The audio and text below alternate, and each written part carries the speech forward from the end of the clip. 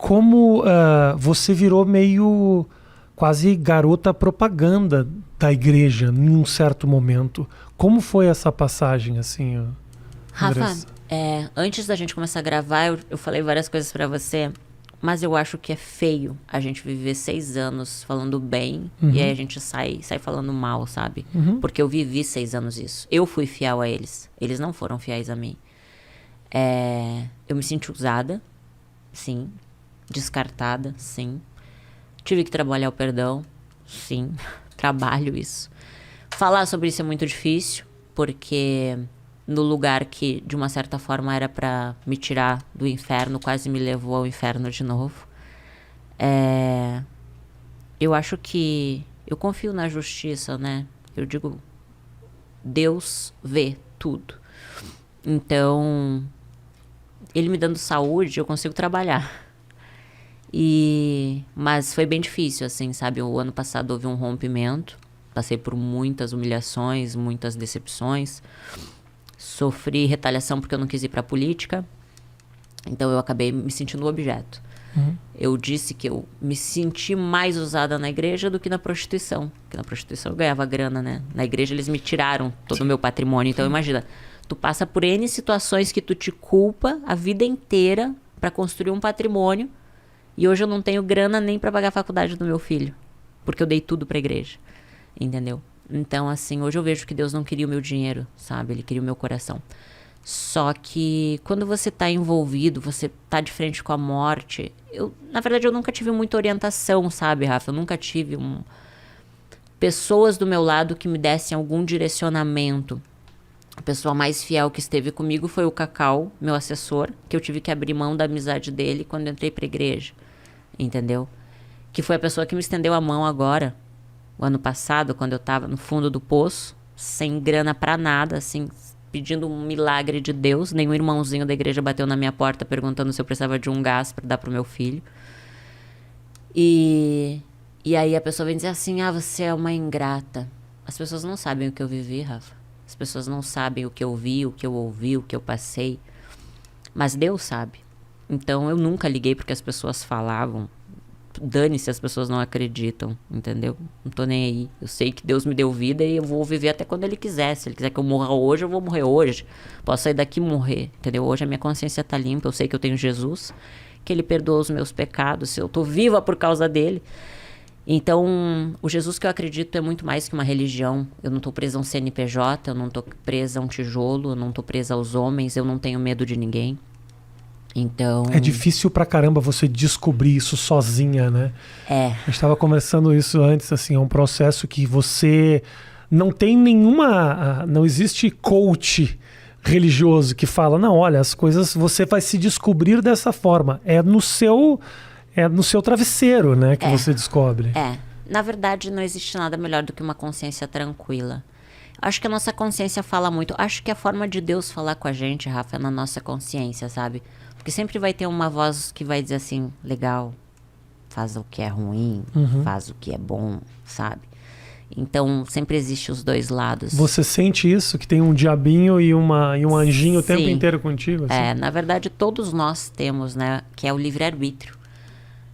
As pessoas dão muito poder ao diabo, sendo que o diabo não tem domínio da gente, porque Deus é criador de tudo, Deus foi feito, Ele fez tudo, tudo é dele e para Ele, né? Então, as pessoas amedrontam muito as pessoas com o diabo, só que o ser humano escolhe, né? Eu escolhi me prostituir. Não foi o diabo que fez eu me prostituir, entendeu? Foram escolhas que eu tomei. E eu arquei por essas consequências. Então, acho que o diabo é os nossos pensamentos quando a gente se auto-sabota, quando a gente tem medo, quando a gente tem crenças limitantes, quando a gente acredita no que as pessoas dizem que a gente é, sendo que se a gente não é aquilo, a gente sabe quem a gente é, entende? Então, eu acho que o maior diabo é o nosso pensamento que nos auto-sabota. Por isso que hoje eu aprendi que a gente tem que olhar pra frente. Eu não posso mudar, Rafa, o que eu passei. Claro. Entende? Eu não posso. Foram escolhas que eu errei. Reconheço, fiz, me arrependo, mas eu não posso mudar. Eu tô com 33 anos. Então eu posso olhar daqui pra frente.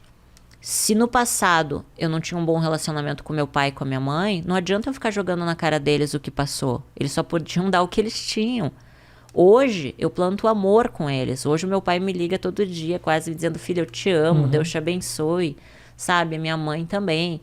Então eu consegui recuperar laços vencendo o meu próprio orgulho. Porque, Rafa, a vida, o que eu aprendi com Jesus, Rafa? Porque assim, nada a ver, esse aprendizado eu não acredito que tenha sido de mim, sabe? Eu acredito que Deus deu essa direção, porque eu aprendi a perdoar, porque um dia eu vou precisar de perdão. Um dia eu vou estar lá prestando contas de novo, e eu vou fazer muitas escolhas erradas ainda, eu não sou perfeita, eu erro, entende? Eu peco de manhã, de tarde, de noite, num pensamento, numa atitude, num julgamento, numa palavra. Por mais que hoje talvez eu pense antes de tomar algumas decisões, que eu seja mais racional do que antes, que eu era tão emotiva, tão, né, agia no impulso, hoje talvez eu pense um pouco mais.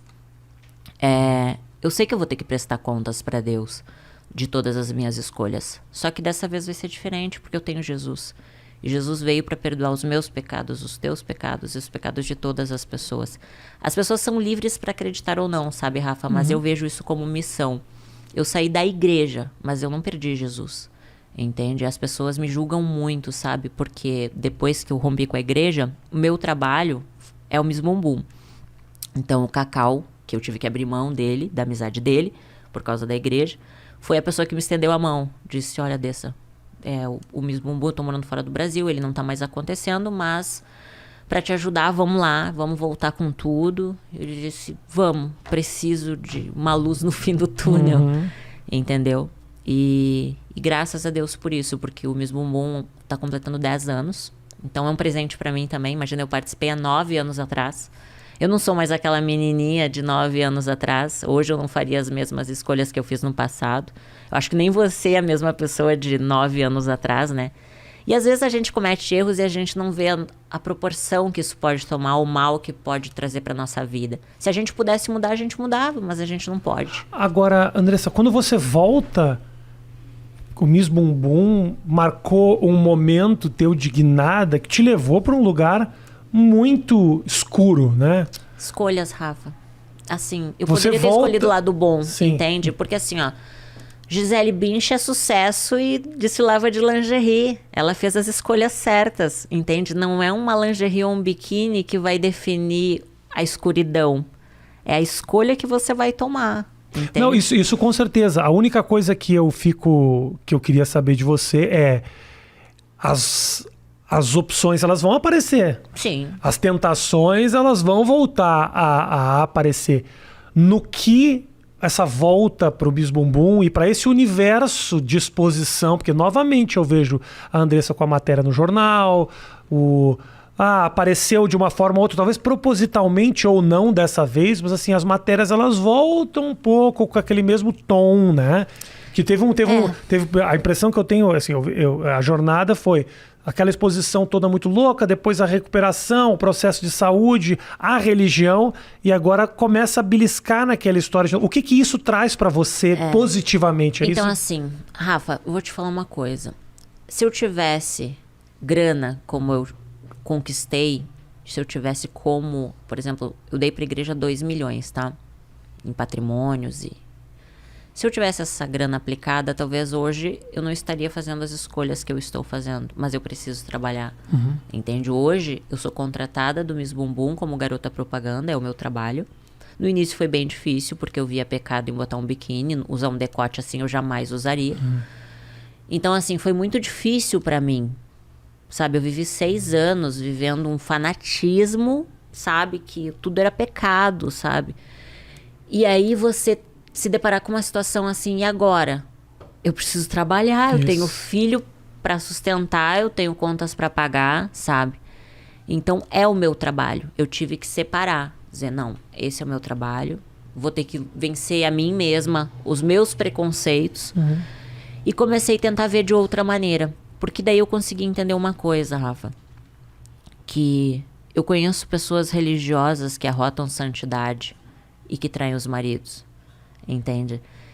Eu conheço mulheres que são vestidas todas tapadas, mas humilham as pessoas.